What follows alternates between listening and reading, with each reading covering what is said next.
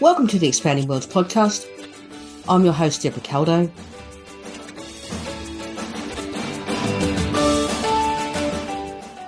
And welcome to the final episode of the Technology Changing the Future series. In this episode, I'll be talking about the here and now and the next. So I'll be looking at what technology is here with us at the moment, how it's being used, and I'll be talking about that from first-hand experience with my own daughter. I'll also look at some of the reasons why the technology we have available at the moment isn't always being used very effectively, and how we're not always aware of what is available and how to use that in the most effective way to support them. Then I'll be looking at what's next. What is on the horizon in terms of technology and the impact that could have on the lives of our children with additional needs. So what kind of technology is being used successfully at the moment? This is essentially what the last 7 episodes have been about, exploring with my guests how technology is impacting on people in their everyday lives. And the big revelation? Well, that most of the technology making a real difference to people's lives was what we would call mainstream technology, developed by the big tech companies like Microsoft, Apple, and Amazon, all readily available, all easily adaptable into AT or assistive technology to be used to support people to do more for themselves and live more independent and autonomous lives. There are a number of reasons why it's so important that the technology that I currently use to support my daughter to do more for herself is readily available. First up, it's about affordability. Say AT or assistive technology, and for many people, that seems to mean expensive proprietary software. It might be something that helps people read, for example. Many years ago, I used a program with my daughter, and I remember even then it was very expensive. But when I look around now, I can see there are many cheaper, much more easy to access options available.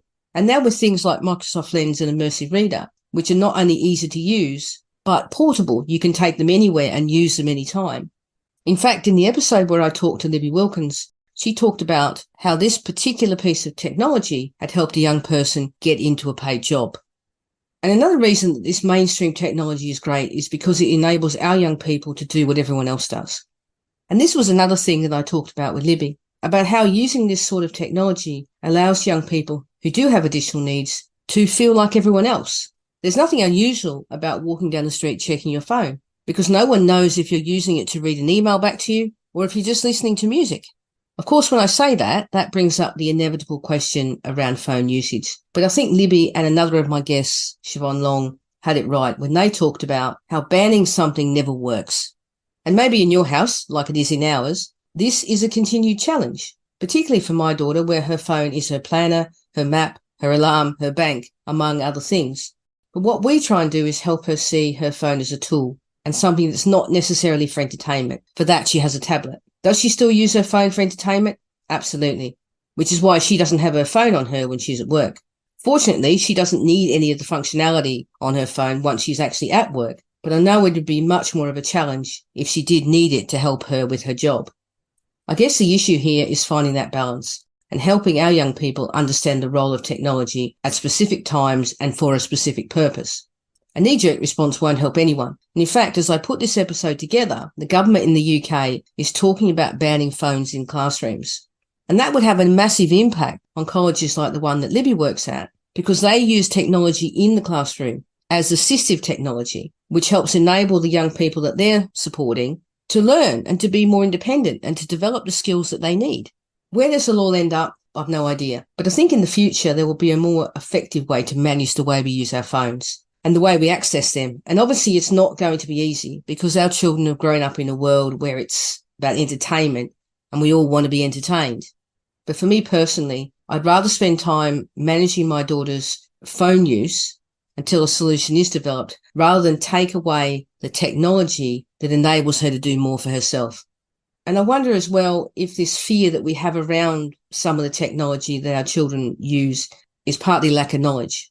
In my conversation with Wendy Harkins-Davis from PATF, she talked about the fact that people often contact her organisation asking about what kind of technology they might be able to use for a specific situation. And they're often unaware of what is already readily available and could easily be accessed.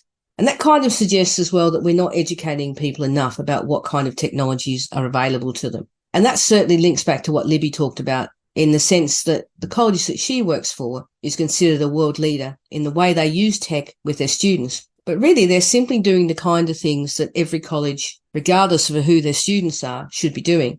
And that's making the best use of the technology that's out there. But as one of my other guests, Jane Seal, who's done a lot of work around digital inclusion, said, one of the barriers is that not enough people supporting people with additional needs are aware of and understand what technology is available and what it can do.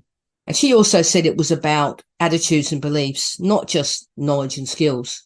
And a good example of that was provided by Wendy, actually, who told me the story of someone PATF work with, who coincidentally happens to be called Alexa. And she had for some time been using proprietary assistive technology to help her live more independently. When it didn't work, she was having issues both getting it fixed and with the costs associated with getting it fixed. So she did some research and found that she could use off-the-shelf software. When she mentioned it to her father, he said, you can't do that because that sort of software is for entertainment. And then she had to convince him that it wasn't just for entertainment, that it would actually be just as effective as the proprietary software that she'd been already using. So Alexa now uses off-the-shelf solutions to live the life she wants. And like everyone, when it goes wrong, it's simply a case of Googling the problem. So I think we need to improve our knowledge and understanding of the technology that's currently available to us. We need to start to think about how it will work and how it will enhance our children's lives and enable them to do more. So from my own experience with my daughter, we have smart plugs to turn on and off appliances in the house. We have a robot vacuum. We utilise kitchen equipment that's driven by technology and smart appliances like the iron that switches off automatically. And of course, we have Alexa. Other brands are available, of course. And Jane also talked about the 4 enablers that she believes would lead to greater digital inclusion. And these were access, use, empowerment, and participation. And access to technology is also about affordability and a clear reason why mainstream tech has so many advantages. But it also covers things like infrastructure, reliable Wi-Fi, things that my daughter has access to through me. And access also means the chance to try things, because as Wendy talked about at PATF, they encourage people to try a variety of solutions, because sometimes you need to try things to see if they're right for you, and even try something you're convinced won't work because perhaps it will work. Another thing that Jane mentioned, which I think does need addressing by educators in particular, is when it comes to access, many of our children have access to technology at school, but once they move from school, it doesn't necessarily go with them. With the young person Libby was talking about, technology was key for them to move from college to paid employment. So there needs to be some more joined up thinking around that. And Jane also talked about use. And this is not just about how to use the technology, but it's also about letting people use the technology how they want to. And this is an area where I suspect we all struggle. I want my daughter to access and use tech, but not to the detriment of her mental health. In our house, there are rules around use, but I feel some way off of being confident in her ability to self-monitor. However, I've also got to treat her with respect so she has autonomy around her use of technology. And the final bit of those 4 areas that Jane mentioned, empowerment and participation, can't happen unless people are given the opportunity to access and use technology in a way that works for them. We all want to do that for ourselves, and there's no reason our children shouldn't be given the same opportunity. I do want to say at this point that I do think there will always be a place for assistive technology that is bespoke and developed specifically for people with additional needs, and the reason for that is innovation. While the fact that mainstream tech is useful as assistive technology is great, it's equally important to remember that it's not being made for our children, and plenty of AT simply wouldn't exist if it wasn't developed with and for people with additional needs in mind. Most importantly, the people doing that, like one of my other guests, Lee Blemmings from Sensory Guru, do it with an understanding of what is needed. And it's their innovation that will also provide the leaps forward and the creation of technology that will provide so many more opportunities for our children. In fact, as an example of this development of ideas, I'll tell you a quick story. I met Lee at an event where one of the topics being discussed was scheduling and using technology to make that easier. And he made a comment about what was needed was to have a large screen where schedules could simply be pulled up. This got me thinking about how that might work for my daughter and how effective that could be in helping her start her day. When I got back home, I did some research and we ended up buying an Amazon Echo, which does have a lot of good points to it, but it doesn't really do exactly what I think I had in mind, and certainly not what Lee was talking about. But the important thing there, and the point of the story, is that when people are working in the field, they often come up with ideas that maybe other people who don't understand wouldn't necessarily think of. And I look forward to the day when someone comes up with exactly what she needs in terms of this scheduling tool. So we do still need people working on specific, not general issues.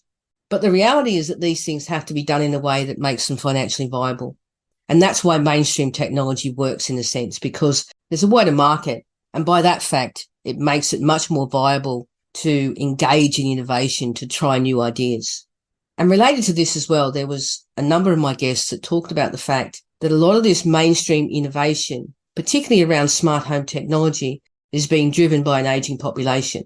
The simple fact is it's become a financial necessity within society to find a way to support people who are older to live more independently and to stay in their own homes. So a lot of the innovation is clearly being driven by this need to find ways to do that. Our young people will obviously benefit because clearly a lot of the technology that's being developed aids independent living, which will also be very useful to them. But as I said, there'll always be a need for bespoke AT because no one size will ever fit the needs of everyone.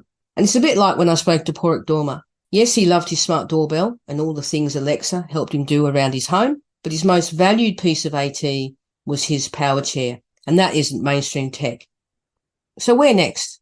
Well, one of the most exciting areas, I think, was mentioned by Ben Wood from CCS Insights, where he talked about what was happening around health. And by that, I don't mean medical, because that was one thing that came up when I talked to Siobhan and Porrick, who both work at Enable Island, where they talked about the fact that AT falls under the medical umbrella. And because of that, it's narrowing what is being offered to people. It's narrowing what people can actually access. It's narrowing what people are thinking about as something that will help them. AT isn't a medical issue. You can't prescribe independence or building a community. AT is meant to be assisting people. It's assistive technology, something that's essential because it's assisting someone to do more with their life. And that's more than just a medical issue. But what Ben was talking about was different. He was talking about what technology will enable people to do in terms of managing the health side of their lives. People will be able to better track their health, but more importantly, it'll enable them to predict their health. And that could be really important for those people who have additional needs that impact on their daily living and make independent living quite challenging. And then when we think about the future, we can't ignore the impact of AI, which is something I talked about with both Lee and Siobhan as well. And Lee, who developed software, talked about how much of an impact AI had already had on his industry in terms of the time it takes to develop software and the way the software is being developed.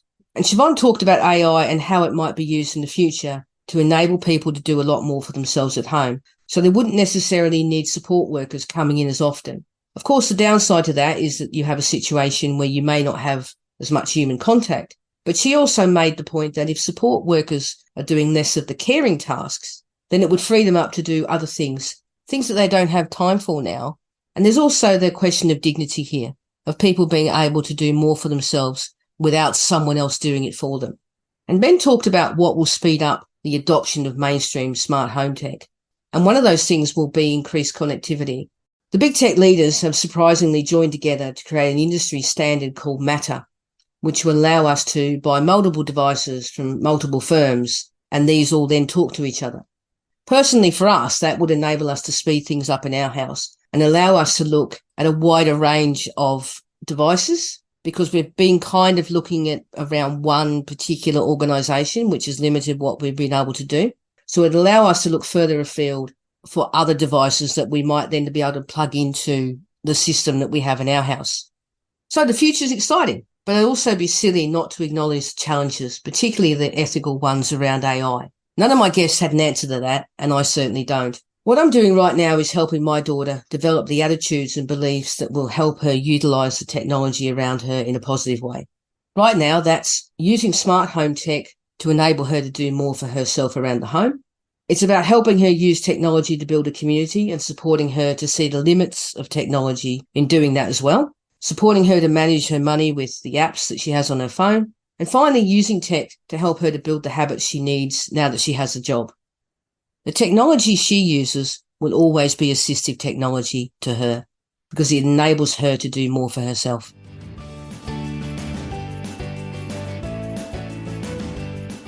Thanks for listening. I hope you enjoyed the series and got some ideas you can use. The next series will be on finance. And over that series, I'll be covering a variety of topics, related to the planning role that we as parents and guardians play, as well as ways to help young people develop the money skills that they need. If you enjoyed the series and this episode, please feel free to leave a review. It really does help other people find the podcast. And if you'd like to get in contact with me, then you can email me, deborah@expandingworlds.com, or you can find me online at Deborah Caldo.